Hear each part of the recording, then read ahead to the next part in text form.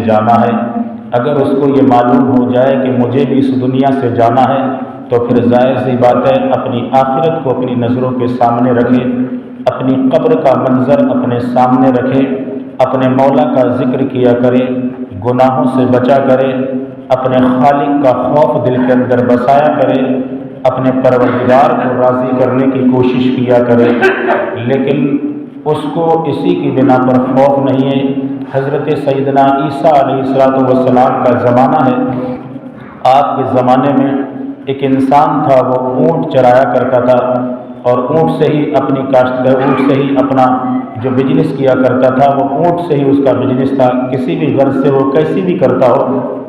حضرت عیسیٰ علیہ السلام کا گزر ہو رہا تھا راستے سے، اس نے دیکھا کہ اللہ کا نبی جا رہا ہے، اللہ کے نبی کی بارگاہ میں حاضر ہوا۔ اس کا یہ ایمان تھا کہ ہر دور کا اگر کوئی سب سے سچا انسان ہوتا ہے تو ہر دور میں سب سے سچا انسان اگر کوئی کائنات کے اندر پایا جاتا ہے تو وہ نبی ہوتا ہے۔ تو اس نے یہ سوچ کر حضرت عیسیٰ علیہ السلام کی بارگاہ میں حاضر ہوا اور عرض کی کہ حضور میرا اونٹ جو ہے نا یہ بڑا پریشان کرتا ہے مجھے، اور جب یہ اور اونٹوں کے ساتھ میں اپنے ساتھیوں میں ملتا ہے تب تو حد سے زیادہ شوخی کرنا چالو کر دیتا ہے، کبھی کبھار رستے میں اچھلنا چالو کر دیتا ہے، اپنے پیروں کو پھینکنا چالو کر دیتا ہے، کبھی بھاگنا چالو کر دیتا ہے۔ غرض یہ کہ حضور میں اس سے پریشان رہتا ہوں، آپ اس کو سمجھا دیجئے۔ اس کا یہ بھی ایمان تھا کہ اللہ کے نبی کو رب قدیر نے وہ طاقت، وہ قوت، وہ پاور، وہ عظمت عطا کی ہے کہ آپ انسان ہی نہیں اگر جانوروں سے بھی ایک جملہ بول دیا کرتے تھے تو جانور بھی ادب کے دائرے میں آ جایا کرتے تھے۔ اللہ اکبر۔ جس کے پاس نہ انسانوں جیسا دماغ ہے، جس کے پاس نہ انسانوں جیسی عقل ہے، جس کے پاس نہ انسانوں جیسی سوچ ہے، جس کے پاس نہ انسانوں جیسی قوت ہے، جس کے پاس نہ انسانوں جیسی شہرت ہے، یعنی جیسی ہماری شہرت ہوتی ہے، جس کے پاس نہ انسانوں جیسی قابلیت ہے، وہ جانور کے بارے میں دیکھو عرض کر رہا ہے کہ اے اللہ کے نبی آپ اس کو سمجھا دیجئے، آپ کی بات یہ مان جائے گا۔ میں اس کو سمجھاتا بھی ہوں، کبھی کبھار غصہ آ جاتا ہے تو میں اس کو پیٹ بھی دیتا ہوں، لیکن اس کے بعد بھی یہ نہیں مانتا۔ اللہ اکبر۔ جب آپ نے اس انسان نے اتنا کہا حضرت عیسیٰ علیہ السلام سے تو حضرت عیسیٰ علیہ السلام اس اونٹ کے قریب گئے اور قریب جانے کے بعد اس کے کان میں آپ نے اس سے صرف اتنا کہہ دیا، اے اونٹ تو خیر منا، تجھے بھی ایک دن مرنا ہے۔ اللہ اکبر۔ جب اتنا کہا آپ نے، کس سے؟ اونٹ سے۔ بس اتنا کہنا تھا، آپ یہ کہہ کر چلے گئے۔ وہ انسان اپنا اونٹ لے کر روانہ ہو گیا۔ جیسی گھر پر پہنچا، گھر پہنچنا تھا، اونٹ کو چارہ ڈالا، اس نے چارہ کھانا چھوڑ دیا، پانی رکھا اس کے پاس میں، پانی پینا اس نے چھوڑ دیا۔ ہفتہ گزر گیا، نہ اس نے کھایا نہ اس نے کچھ پیا، صرف ایسی غم میں ڈوبا رہتا تھا۔ ایک ہفتے کے بعد دوبارہ وہ حضرت عیسیٰ علیہ السلام کی بارگاہ میں حاضر ہوا۔ حاضر ہونے کے بعد عرض کرتا ہے، اے اللہ کے نبی آپ نے اس کے کان میں ایسا کیا پڑھ دیا کہ جس دن سے آپ نے اس کے کان کے اندر پڑھا ہے اس دن سے نہ تو یہ کچھ کھاتا ہے اور نہ کچھ یہ پیتا ہے اور نہ یہ کچھ بولتا ہے۔ جیسی شیطانیاں کیا کرتا تھا اونٹوں کے ساتھ میں، نہ یہ ویسی شیطانی کرتا ہے، نہ یہ شوخی کرتا ہے، صرف غمزدہ انداز میں بیٹھا رہتا ہے اور ہمیشہ آنسو بہاتا رہتا ہے۔ ایک ہفتہ ہو گیا اس کو روتے ہوئے، ابھی تک رو ہی رہا ہے، اور جہاں بیٹھا تھا پہلے دن سے وہیں پر بیٹھا پڑا ہے، اٹھتا بھی نہیں ہے، چلتا بھی نہیں ہے، صرف ایک ہی جگہ بیٹھے بیٹھے روتا رہتا ہے۔ اللہ کے نبی آپ نے اس کے کان میں ایسا کیا پڑا؟ میں نے تو صرف یہ کہا تھا کہ اس کو سمجھا دیجئے تاکہ یہ شوخی نہ کرے، حرکت نہ کرے، شرارت نہ کرے۔ آپ نے اتنا پڑھ دیا کہ وہ بولتا بھی نہیں ہے، کچھ کھاتا بھی نہیں ہے، کچھ پیتا بھی نہیں ہے۔ آپ نے فرمایا میں نے اس کے کان کے اندر کچھ پڑھا نہیں ہے۔ فرمایا پھر کیا ہوا ہے؟ پھر ایسا کیا کیا کہ جس کی بنا پر یہ بولتا نہیں اور کھاتا نہیں؟ آپ فرماتے میں نے صرف اس کو وہ یاد دلایا ہے جو تو بھول چکا ہے۔ فرمایا حضرت میں کیا بھولا ہوں؟ فرمایا جو تو بھولا ہے میں نے وہ تیرے جانور کو یاد دلایا ہے۔ فرمایا بتائیں تو صحیح کیا یاد دلایا ہے؟ آپ فرماتے میں نے اس کو یہ یاد دلایا، اے اونٹ تو خیر منا، تجھے بھی ایک دن موت آنی ہے۔ اب بتا کہ تو موت کو بھولا ہے کہ نہیں بھولا ہے؟ تو اپنی آخرت کو بھولا ہے کہ نہیں بھولا ہے؟ تو اپنے حشر کو بھولا ہے کہ نہیں بھولا ہے؟ تو اپنی قبر کو بھولا ہے کہ نہیں بھولا ہے؟ اس نے اتنا سنا، سننے کے بعد فرمایا ہاں اللہ کے نبی آپ سچ فرماتے ہیں، حقیقتاً میں اپنی قبر سے بھی دور ہوں، اپنی موت سے بھی دور ہوں۔ یہی وجہ ہے کہ اونٹ کو اپنی موت یاد آ گئی، اس دن سے اس نے کھانا نہیں کھایا ہے۔ اور میرا حال یہ ہے، میں موت کو بھول کر اپنی زندگی عیش و عشرت میں گزار رہا ہوں۔ میرا حال یہ ہو چکا ہے۔ اس کو موت یاد دلا دی آپ نے، تو وہ موت کی یاد میں کھانا پینا بھولا پڑا ہے۔ آپ فرماتے تو بھی بھولا ہے۔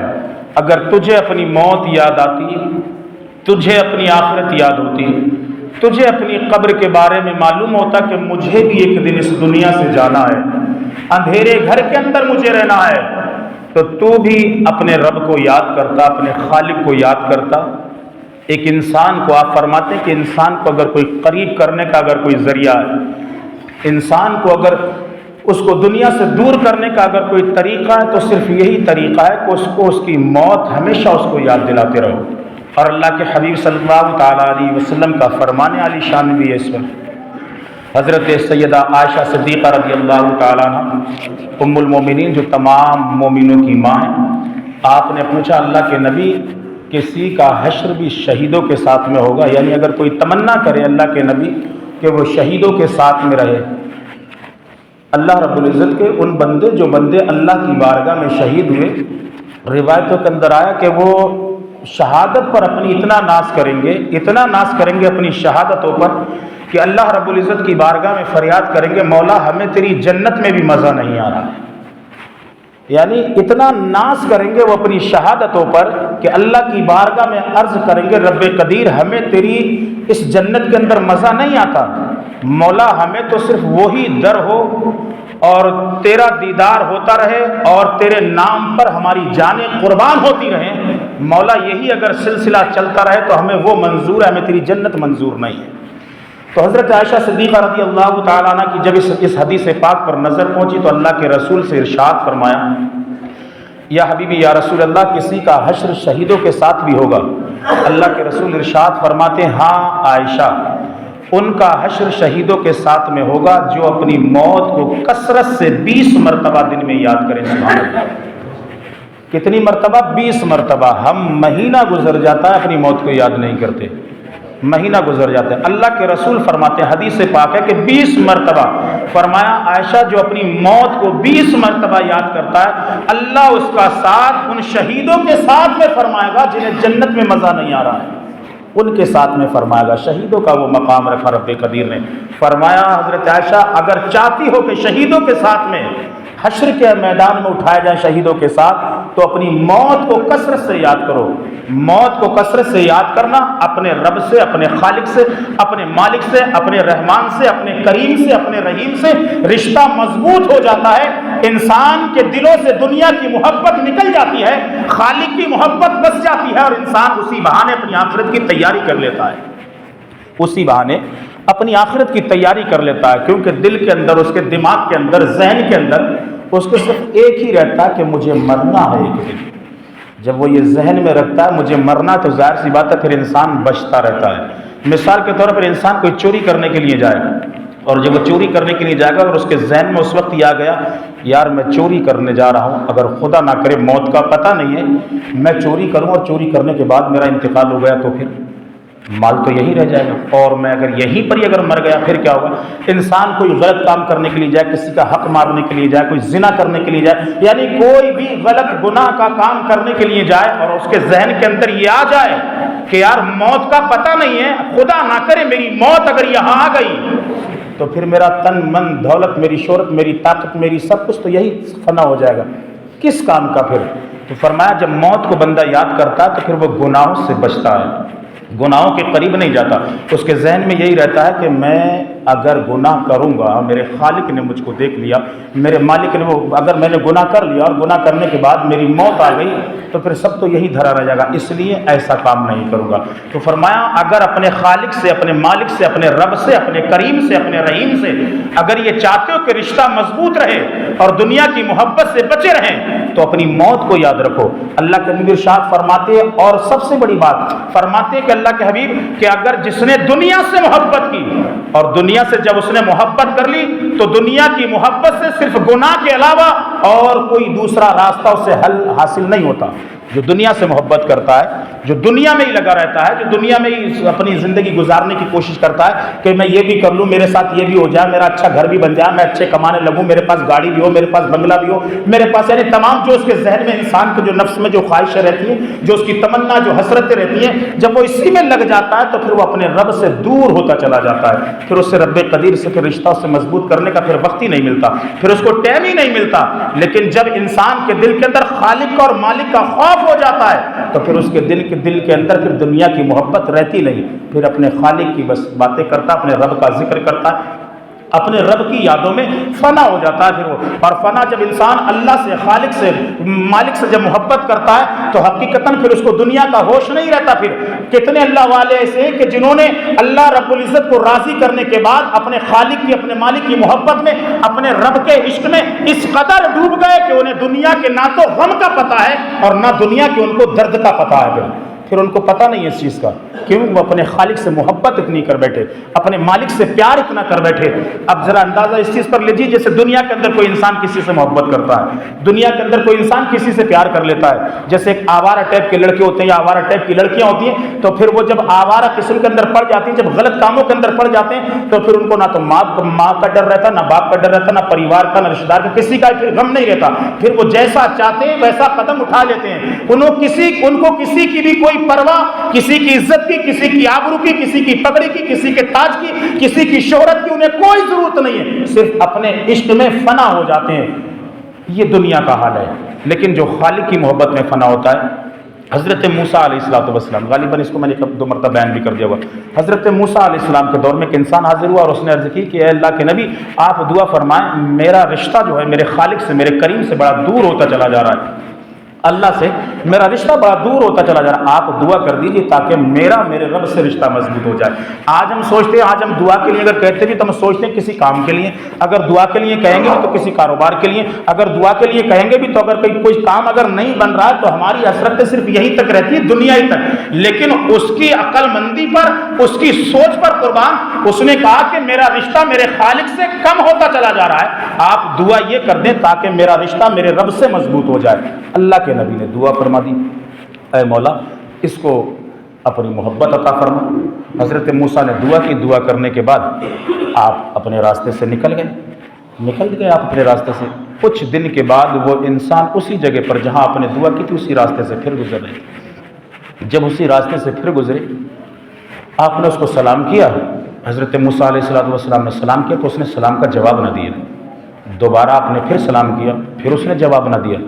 3 مرتبہ آپ نے سلام کیا، پھر اس نے جواب نہ دیا۔ اللہ کے نبی کی ذہن مبارک کے اندر آیا کہ یہ انسان بڑا عجیب انسان ہے، اتنا مغرور ہو گیا اس انسان کو، میں نے سلام کر رہا ہوں، سلام کا جواب بھی نہیں دیتا۔ یہ آپ کے ذہن مبارک کے اندر صرف اتنا آیا ہی تھا، یعنی کہ اتنا انسان اتنا ہو گیا کہ سلام کا جواب بھی نہیں دیتا۔ جیسے اتنا ذہن مبارک کے اندر، آپ کے ذہن پاک کے اندر آیا، حضرت جبریل حاضر ہو گئے۔ حضرت جبریل حاضر ہوئے اور حاضر ہونے کے بعد ارشاد فرمایا، اے اللہ کے نبی، اے موسیٰ کلیم اللہ، آپ جس کو سلام کر رہے ہیں اس کو خبر ہی نہیں ہے کہ مجھے سلام کون کر رہا ہے۔